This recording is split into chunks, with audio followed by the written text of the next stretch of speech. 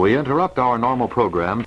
Normal broadcasting will now be discontinued for an indefinite period.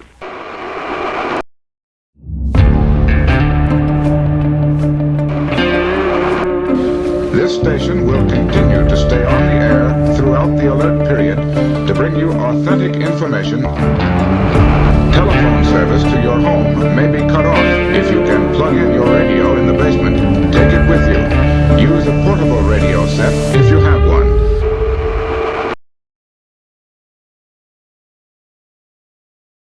Hey there. This episode is a video response to a video titled Pacific Bomb Cyclone by Drew over at the Terminal Element. And in case you missed it, I'll leave a link to his video in the description below. But in that video, I think Drew did a great job of presenting some practical disaster comm solutions. And his example was the aftermath of the Pacific Bomb Cyclone, which recently impacted the Northwest. The storm created power and cell service outages in Washington state, as well as other parts of the West Coast. One of the points Drew made in his video is not everyone looking for a disaster comm solution wants to have to study for a test to use a radio, and they might be likely looking for an out-of-the-box solution that's easy to use. The solutions presented were CB radio and GMRS, which are great examples of radio services people can use for short local comms between family members, friends, and neighbors.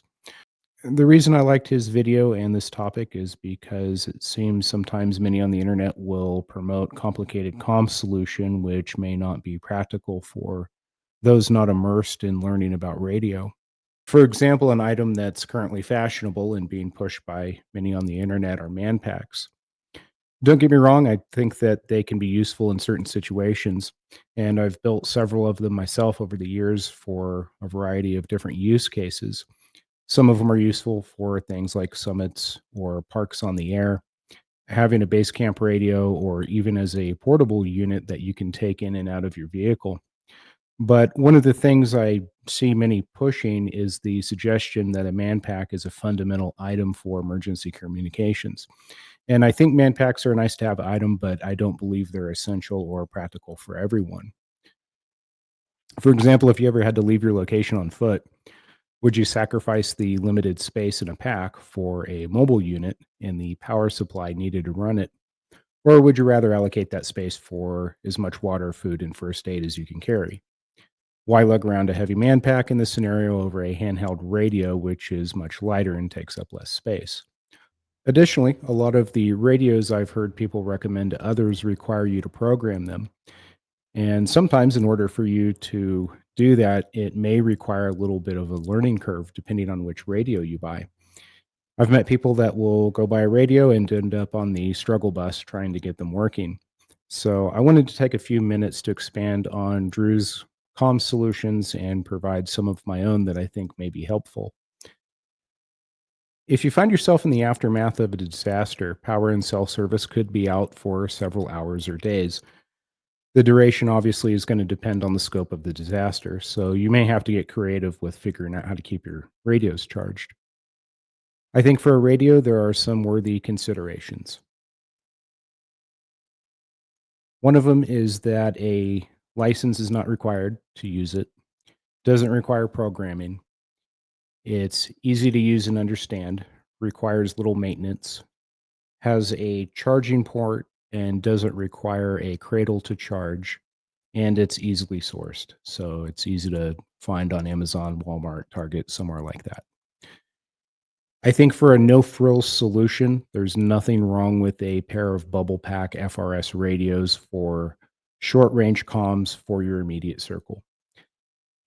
As many of you are aware, a license is not required to use the FRS service. I've had these unit-in radios for several years. I originally purchased them for an earthquake kit, but the reason I like these in particular is because they have a USB charging port here on the top. And they also have 22 channels, which includes FRS as well as GMRS frequencies, as well as some weather channels.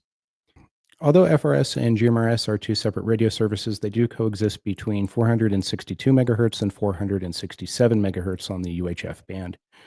They share the same 22 simplex channels and frequencies, which are standard across the industry. When deciding between either an FRS or a GMRS radio, there are some important differences between the two, and I'll cover those now. The first is FRS radios are limited to portable handhelds. Mobile and base station GMRS units are not allowed to transmit on channels 8 through 14 and may only receive on those channels. Next, the maximum wattage for FRS radios on channels 1 through 7, as well as 15 through 22, is 2 watts. However, on GMRS, up to 5 watts is permitted on channels 1 through 7 and up to 50 watts on channels 15 through 22. FRS radios are required to have permanently affixed antennas, while GMRS radios can have removable antennas. From what I've read, a non-removable antenna doesn't necessarily confirm an HT as an FRS radio. I guess there's many GMRS HTs with permanently affixed antennas.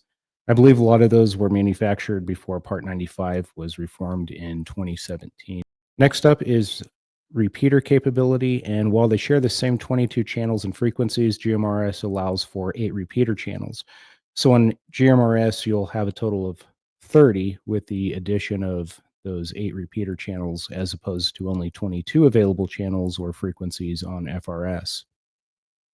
Lastly, to be considered an FRS or GMRS radio, the radio must be Part 95 type accepted by the FCC.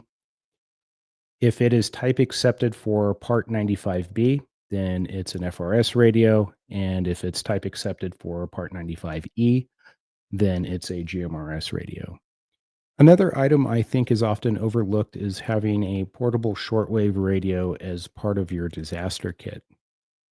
Back during the Cold War, when we had a civil defense program, in some of the literature on this topic, it was recommended to have a transistor radio as part of your pre-crisis preparations. Although we're not at the same levels of concern about nuclear conflict as we were during the Cold War, I think the recommendation of a shortwave radio for gathering information and news is still a practical one. I've had this Voyager V2 radio for several years, and it's come in handy several times.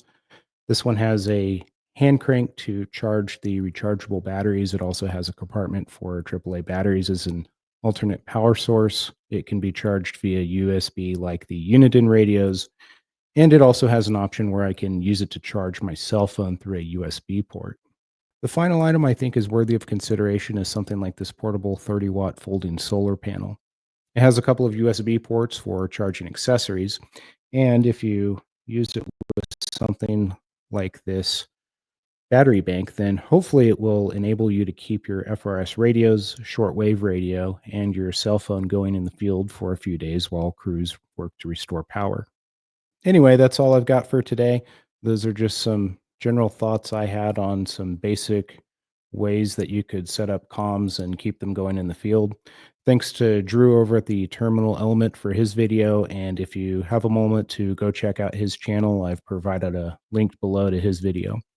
I hope you've enjoyed this episode, and thank you for watching.